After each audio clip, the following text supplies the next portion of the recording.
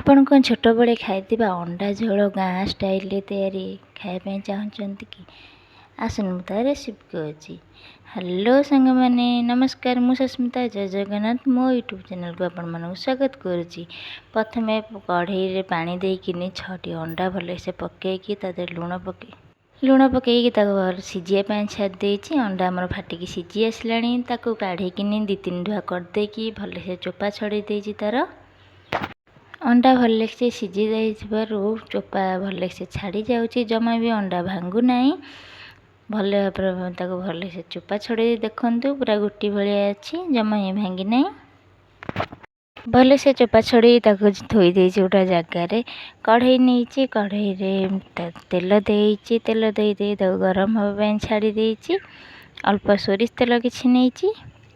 ସୋରିଷ ତେଲ ଦେଇଛି, ଅଳ୍ପ ହଳଦୀ, ସ୍ୱାଦ ଅନୁସାରେ ଲୁଣ, ତାକୁ ହାଲକା ଗୋଳେଇ ଦେବା। ଗୋଳେଇ ଦେଇକି ଅଣ୍ଡା ସବୁ ପକାଇଦେବା। ଅଣ୍ଡା ଜମା ବି ଲାଗିବନି କଢ଼େଇରେ। ଅଣ୍ଡା ପକାଇ ହାଲକା ଗୋଳେଇକି ଛାଡ଼ିଦେବା ନାଲି ହେଇକି ଭାଜିବା ପାଇଁ। ହାଲକା ଗୋଳେଇକି ମୁଁ ଛାଡ଼ି ଦେଇଛି ଭାଜିବା ପାଇଁ। ଅଣ୍ଡା ଆମର ହାଲକା ଏପଟ ସାଇଜ୍ ନାଲି ହେଇ ଆସିଲାଣି। ମୁଁ ସେପଟକୁ ତାକୁ ନଉଟେଇ ଦେଇକି ଛାଡ଼ି ଦେଇଛି ପୁରା ନାଲି ହେଇକି ଭାଜିବା ପାଇଁ। ଅଣ୍ଡା ଆମର ଭଲସେ ନାଲି ହେଇକି ଦେଖନ୍ତୁ କେମିତି ଭାଜି ହେଇ ଆସିଲାଣି। ତାକୁ କାଢ଼ିଦେବି ଗୋଟେ ଜାଗାକୁ। ଭଲସେ ନାଲି ହେଇ ଭଲସେ ଭାଜି ହେଇଯାଇଛି। ତରକାରୀ ପାଇଁ ପୁରା ରେଡ଼ି। ତାକୁ କାଢ଼ିଦେଇ ଜାଗାକୁ। ସେମ୍ କଢ଼େଇରେ ଆଳୁ ଦେଇ ପକାଇ ଦେଇଛି ତା ଦେହରେ ଭାଜିବା ପାଇଁ। ଆଳୁକୁ ବି ସେମିତି ନାଲି କରି ଭଲସେ ଭାଜିଦେବା। ଆଳୁକୁ ଏମିତି ହାଲକା ସେ ଭଲସେ ଭାଜିଦେବା। ଆଳୁ ଭାଜୁଥିବା ଭିତରେ ଆପଣମାନେ ଡାହାଣ ଘରେ ଥିବା ରେଡ୍ କଲର୍ ବଟନ୍କୁ ଦବାଇ ଦିଅନ୍ତୁ। ବେଲ୍ ଆଇକନ୍କୁ ଅନ୍ କରିଦିଅନ୍ତୁ। ମୁଁ ଯେକୌଣସି ଭିଡ଼ିଓ ନୂଆ ରେସିପି ଛାଡ଼ିବି ଆପଣମାନଙ୍କ ପାଖରେ ପ୍ରଥମେ ପହଞ୍ଚିବ। ଆଳୁ ଭାଜି କାଢ଼ି ଦେଇଥିଲି। ସେମ୍ କଢ଼େଇରେ ତେଲ ଥିଲା, ତା ଦେହରେ ଦେଇଦେଲି ଡାଲଚିନି, ପିଆଜ ପକାଇକି ପିଆଜ ଜାରି ହେବା ପର୍ଯ୍ୟନ୍ତ ଛାଡ଼ିଦେଲି। ଗୋଟେ ମିଡ଼ିୟମ୍ ସାଇଜ୍ ପିଆଜ ମୁଁ ନେଇଛି, ଚୁନ ଚୁନ କରି କାଟିକିନି।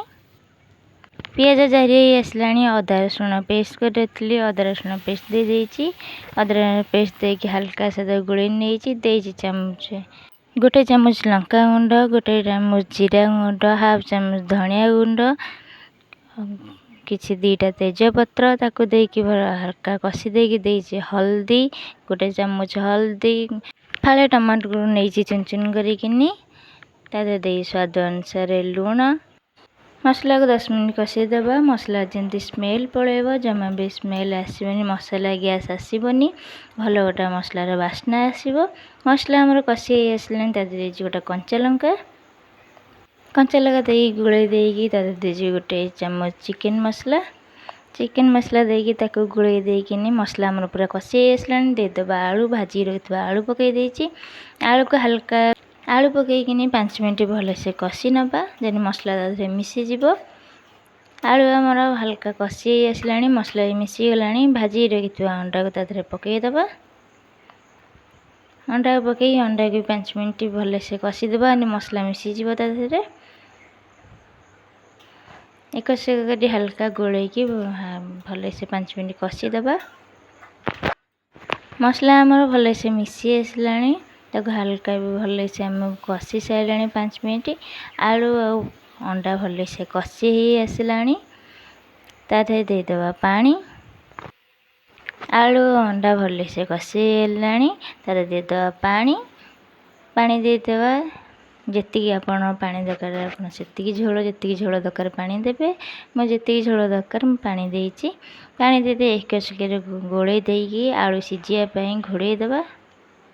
10 ମିନିଟ୍ ଘୋଡ଼େଇକି ଛାଡ଼ିଦେବା ଆଳୁ ସିଝିବା ପାଇଁ, ତରକାରୀ ଫୁଟିବା ପାଇଁ। ତରକାରୀ ଫୁଟି ହେଇ ଆସିଲାଣି। ଦେଖନ୍ତୁ ଆଳୁ ବି ଦେଖାଯାଉଛି, ଆଳୁ ବି ସିଝିଗଲାଣି। ଆଳୁ ପୁରା ଭଲସେ ସିଝି ଯାଇଛି। ତରକାରୀ ଫୁଟି ଆସିଲାଣି। ଆଉ ହାଲକା ଫୁଟାଇଦେବା।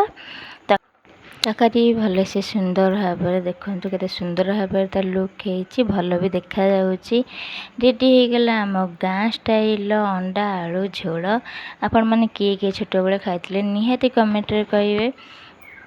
ତରକାରୀ ଆମର ପୁରା ହେଇସାରିଲାଣି। ଗ୍ୟାସ୍ ଅଫ୍ କରି ଗୋଟେ ଚାମଚ ଗରମ ମସଲା ପକାଇଦେବା। ଗରମ ମସଲା ପକାଇ ତାକୁ ଗୋଳେଇ ଦେଇକି ବାଢ଼ି ଦେବା ଗୋଟେ ଜାଗାରେ। ଦେଖନ୍ତୁ କେତେ ସୁନ୍ଦର ଭାବରେ ଲୁକ୍ ହେଇଛି ତରକାରୀର। ଯେମିତି ସୁନ୍ଦର ଦେଖାଯାଉଛି ଖାଇବା ପାଇଁ ବି ସେମିତି ଟେଷ୍ଟି। ଆପଣମାନେ ନିହାତି ଘରେ ଟ୍ରାଏ କରନ୍ତୁ ଆଉ କୁହନ୍ତୁ କମେଣ୍ଟରେ କେମିତି ଲାଗୁଛି।